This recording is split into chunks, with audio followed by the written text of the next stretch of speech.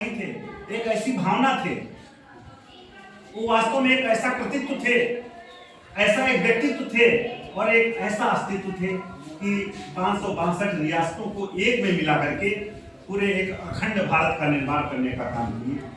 उसी क्रम में 29, 30 और 31 अक्टूबर को पूरे देश ही नहीं पूरे विश्व में हम लोगों ने, हमारे पूरे विश्व के जहां पर भी भारतीय प्रवासी वास करते हैं सभी जगह इस जयंती को बड़े धूमधाम से मनाया गया। सरदार पटेल का जन्म गुजरात में 31 अक्टूबर 1875 में हुआ। उनकी मृत्यु की बात करें तो हमारा देश 1947 में आजाद हुआ, संविधान लागू हुआ 1950 में, लेकिन वो दुर्भाग्यपूर्ण वर्ष 1950 जब दिसंबर के माह में उनकी मृत्यु हो गई। स्वतंत्रता के लिए लड़े एक ऐसा स्वतंत्रता संग्राम सेनानी जिसने वास्तव में स्वतंत्रता के लिए पूरी ताकत के साथ, पूरे मन के साथ, पूरे मनोभाव के साथ लड़ करके पूरे देश को एक अखंड भारत, एक स्वतंत्र भारत, एक अचूक भारत और एक युवा भारत बनाने का काम किए। लेकिन स्वतंत्रता के बाद ज्यादा दिन देखने को नहीं पाए। ऐसे महापुरुष, ऐसे एक कृतित्व को बार बार हम सभी नमन करते हैं। हमारा विद्यालय जो कि एक ग्रामीण अंचल का विद्यालय है, सूरज की किरणें निकलती हैं, योजनाएं भारत की केंद्र से चल करके शायद हमारे क्षेत्र को सबसे बाहर में, सबसे लास्ट में आने को पाती है।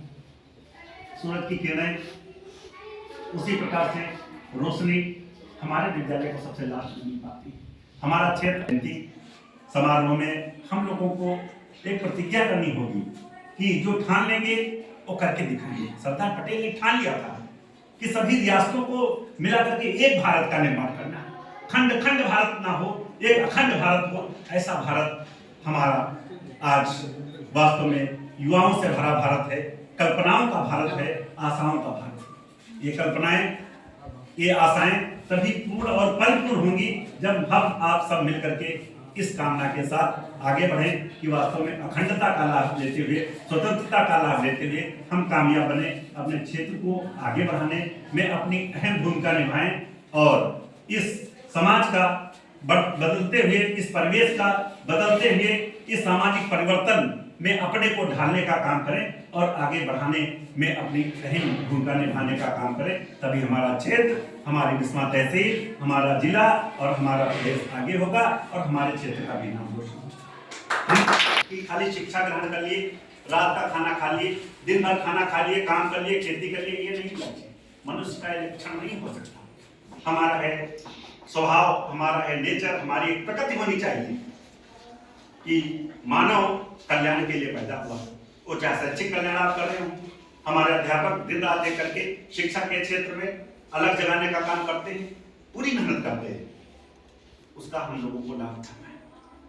और ये शिक्षा पढ़ना, पढ़ाई करना कोई खेल नहीं है, ये एक चुनौती भी है और एक अवसर भी है। चुनौतियों का हमको डटकर मुकाबला करना है और अवसर का लाभ उठाना है। अब आपके हाथ में है, आप चुनौती का डटकर मुकाबला करते हैं कि भाग जाते हैं, अवसर का लाभ उठा पाते हैं कि नहीं उठा पाते, ये आप पर डिपेंड करेगा। हमारे पापा कहा करते थे, हम लोग छोटे थे, गांव में रह करके लालटेन और डिग्री के उजाले में पढ़ करके पापा ने कहा कि जब पैसा हो गया तमाम, तो हमने कहा कि पापा लखनऊ में बहुत बड़ा प्लाट हमारे पास बड़ा है, वहां पर सबसे पहला गुरु पापा होता है। माँ बाप का सम्मान नहीं करते तो दर की ठोकरें खाते हैं। तमाम उदाहरण ऐसे हैं, आप देख सकते हैं। तो माता पिता पहले गुरु और पहले दोस्त भी होते हैं माता पिता। हम जब गांव आते थे, बीएससी करते थे, एमएससी करते थे, पीएचडी करते थे, गांव आते थे तो पापा से बहुत बातें करते थे। रात में रात बाहर लेटते थे, छप्पर पड़े हुआ करते थे, तो पापा के पास हमारी भी चारपाई पड़ती थी। दोनों लोग रात में 1, 2, 3, 4 बजे तक बतलाते थे। वो समाज शास्त्र में थे, हमसे कहा कि तुम भी समाज शास्त्र में करो, समाज के बारे में जानो, लोगों के बारे में जानो। तब हमारे अंदर एक इस क्षेत्र के लिए, समाज के लिए एक अलग जगी। मैं तो वैज्ञानिक था, मैं तो साइंस का पढ़ने वाला छात्र था, विज्ञान से मैंने एमएससी की, विज्ञान में मैंने पीएचडी की। तो गांव के बारे में इन सब चीजों मेरे अंदर नहीं था, बिल्कुल मैं आता नहीं था, कभी गांव बहुत कम आता था। लेकिन विद्यालय बनने के बाद पापा ने जो निर्माण किया है, ये वास्तव में एक पीढ़ी नहीं, आने वाली सभी पीढ़ियां सदियों तक ये जानी जाएंगी। हम सब उनके ऋणी रहेंगे। ऐसे पिता को मैं बार बार प्रणाम करता हूं, उनके चरणों में श्रद्धा सुमन अर्पित करता हूं। सरदार पटेल 4 चीजों के लिए जाने जाते हैं। 4 ऐसे स्वतंत्रता संग्राम के आंदोलन हुए जिनकी वजह से हम आज उनको याद करते हैं और इस जयंती समारोह को मनाने का काम करते हैं। एक असहयोग आंदोलन, दूसरा भारत छोड़ो आंदोलन, तीसरा खेड़ा आंदोलन और चौथा बारडोली आंदोलन। बारडोली आंदोलन एक ऐसा आंदोलन था जहां पर तमाम महिलाएं आगे निकल पड़ी और उस सफल आंदोलन के पश्चात सभी महिलाओं ने एक नारा दिया, एक नाम दिया कि ये हमारे सरदार हैं। तभी से उनका नाम पड़ गया सरदार वल्लभ भाई पटेल। वैसे उनका नाम था क्या? वल्लभ भाई पटेल, लेकिन उस आंदोलन के पश्चात उनका नाम पड़ा सरदार वल्लभ भाई पटेल। तो इस प्रकार के सरदार थे। उनके याद में, उनके सम्मान में भारत सरकार ने 182 मीटर ऊंची एक प्रतिमा का निर्माण किया। हमारे विश्व की तमाम धरोहर हैं, 10 देशों में प्रतिमाएं हैं। 10 देशों में से हमारी जो पहली प्रतिमा जो नंबर 1 पर है, 182 मीटर उसकी ऊंचाई है। हम चाहे थाईलैंड की प्रतिमा को देखें, चीन की प्रतिमा को देखें, हम न्यूयॉर्क में अमेरिका की प्रतिमा को देखें, जितनी भी प्रतिमाएं हैं उनमें सबसे ऊंची प्रतिमा सरदार वल्लभ भाई पटेल के सम्मान में गुजरात में बनाई गई है, जो हमारे देश का ही नहीं पूरे विश्व का गौरव है।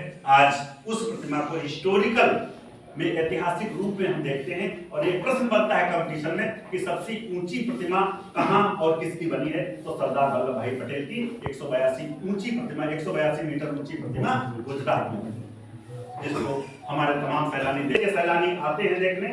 और हम लोगों के लिए गर्व की और फख्र की बात है कि हमारे देश में ऐसी प्रतिमा है, वो भी सरदार वल्लभ भाई पटेल, जो लौह पुरुष थे, लोहा मानते थे। तो इसीलिए हम सरदार वल्लभ भाई पटेल के उस लोहे को, उनकी उस प्रतिज्ञा को, उनकी वो धर्मनिष्ठा को अपने से जोड़े। और दूसरे का नाम था ज्ञान, तीसरे का नाम था विश्वास।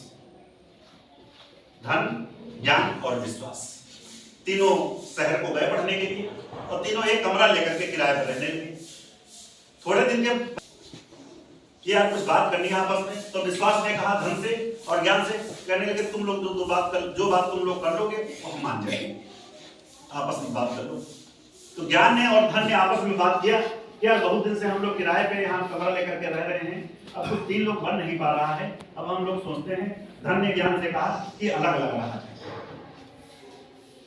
तो ज्ञान ने पूछा अलग अलग रहोगे तो यार बाद में मिलना होगा, तो मिलेगा कहाँ? तो धन ने जवाब दिया हम बैंक में मिलेंगे, हम पर्स में मिलेंगे, हम अलमारी में मिलेंगे, हम सूटकेस में मिलेंगे, हम आपकी पॉकेट में मिलेंगे, इनकी पॉकेट में मिलेंगे, उनकी पॉकेट जेब में मिलेंगे। तो फिर ज्ञान से किया, कहा कि तुम कहाँ मिलोगे? अलग अलग रहेंगे, उसके बाद बिछड़ने के बाद फिर जब मिलेंगे कहाँ कहाँ मिलेंगे, कैसे मिलेंगे? तो ज्ञान ने कहा कि हम तुम्हारी खोपड़ी में मिलेंगे, अपनी खोपड़ी मिलेंगे, मेडिकल कॉलेज में मिलेंगे, स्कूलों में मिलेंगे, विश्वविद्यालयों में मिलेंगे, कोचिंग सेंटर्स पे मिलेंगे, तमाम जगह मिलेंगे। फिर दोनों ने फिर कहा यार विश्वास से भी बात कर लिया जाए। तो विश्वास के पास गए, कहने लगे कि विश्वास भाई ये बताओ कि तुम कहाँ मिलोगे? हम लोग तो आपस में बात कर लिए हैं, तो हम लोग जब अलग अलग कमरा लेकर के रहने लगेंगे और बिछड़ जाएंगे, उसके बाद फिर जब मिलना होगा तो कैसे मिलेंगे, कहाँ मिलेंगे? तो विश्वास ने कहा यार तुम लोग तो दोबारा मिल जाओगे, जैसा बता रहे हो एटीएम में मिलेंगे, बैंक में मिलेंगे। लेकिन उसको उसी विश्वास के साथ हम आगे बढ़ करके आज इस विद्यालय में हम सब एकत्रित होने का काम कर रहे हैं। तो ये हमने विश्वास कर लिया और आत्मविश्वास बना लिया, तो कोई काम कठिन नहीं है। सरदार पटेल ने एक विश्वास के साथ पूरी 562 रियासतों को एक में मिलाने का काम किया, जिनको जानते भी नहीं थे, अलग अलग प्रदेशों में थी, और उन राजाओं से जा करके उनको सबको एक में मिलाने का काम किया। तो हम विश्वास के साथ पढ़ाई करेंगे, विश्वास के साथ आगे बढ़ेंगे, विश्वास के साथ दोस्ती करेंगे, विश्वास के साथ नाता निभाएंगे, तो वास्तव में हम सफल होंगे। यदि विश्वास नहीं है, मन के अंदर चोर है, घबराहट है तो आप कभी सफल नहीं हो सकते। तो इसलिए हम लोगों के अंदर विश्वास होना चाहिए कि इस नेतृत्व करना, इस भावना के साथ हमको पढ़ाई करनी। इसके लिए हमको विश्वास चाहिए, इसके लिए हमको धन नहीं चाहिए, इसके लिए हमें ज्ञान नहीं चाहिए, इसके लिए हमें शिक्षा नहीं चाहिए, हमको केवल विश्वास चाहिए। विश्वास के साथ पढ़ाई करना, विश्वास के साथ आगे बढ़ना, तब हम अपने क्षेत्र का नेतृत्व कर पाएंगे। पापा ने हमारे इस विद्यालय का निर्माण करके आज तमाम बहनों को, तमाम बच्चों को आगे बढ़ने का, उनके अंदर विश्वास पैदा करने का काम किया है। उन सपनों को आगे बढ़ाने में हम आप सबको आगे बढ़ना है और उन सपनों को साकार करने में, एक साकार रूप देने में अपना रोल अदा करना है। जान लीजिए, हम सबको सपने देखने, और वो सपने नहीं जो रात में आते हैं, वो सपने नहीं देखना, हमको दिन वाले सपने देखने, दिन में देखना सपने, रात वाले सपने नहीं ठीक। हमको दिन वाले सपने चाहिए कि हमने सपना देखा कि हमको इंजीनियर बनना, हमने सपना देखा है कि हमको प्रोफेसर बनना, हमने सपना देखा डॉक्टर बनना, हमने सपना देखा पीसीएस बनना, तहसीलदार बनना। वो सपना लाओ मन में, छोटे सपने नहीं लाने। डिजायर शुड बी काम बट स्ट्रांग, इच्छाएं सदैव शांत लेकिन दृढ़ होनी चाहिए। बड़े बड़े सपने देखने हैं, सपने हैं उसमें पैसा नहीं लगता, वो देखने में आपको संकोच नहीं और उसमें कंजूसी नहीं करनी चाहिए। बड़े सपने देखिए, Failure is the step of success। ठीक, हमको सीढ़ी का सबसे ऊंचा वाला पावदान चुना है, कूद करके, जंप करके। जब उसको सोचेंगे तो तीसरा चौथे डंडे तक हम पहुंच जाएंगे। तो इसलिए जब हम भैंस चराते थे, गांव घास काटने जाते थे, तभी सपने देखते, ऐसा नहीं होता। तो इसलिए बड़े सपने जगाए किसने? हमारे पापा ने। इसलिए आप सब सपने देखना चाहिए, दिन वाले जो साकार सपने, सकारात्मक सपने, नकारात्मक बातों से, नकारात्मक लोगों से दूर रहना है। वो चाहे शिक्षक हो, चाहे गांव का हो, चाहे घर का हो, जो नेगेटिविटी फैलाए उससे दूर रहो। क्यों? क्योंकि नेगेटिविटी ही बहुत बड़ा कारक है, हमारी बाधा है, हमारे विनाश का कारक है। तो इसलिए सदैव पॉजिटिव, ठीक है, थिंक पॉजिटिव, गो पॉजिटिव। अच्छा सोचो, ध्यानात्मक सोचो और पॉजिटिव की तरफ बढ़ो। तो इसलिए आज के इस दिन पर सरदार वल्लभ भाई पटेल की इस जयंती समारोह के शुभ अवसर पर आप सब लोगों ने हमको वक्त दिया और मुझे भी आने का सौभाग्य मिला। मैं सतीश चंद्र वर्मा जी को हृदय की गहराई से धन्यवाद देता हूं कि आपने सर इतनी जल्दी इंतजाम करके हमको बोलने का मौका दिया। हम आज अपने बच्चों के साथ रूबरू हो पाए, ये हमारे सौभाग्य का दिन होगा।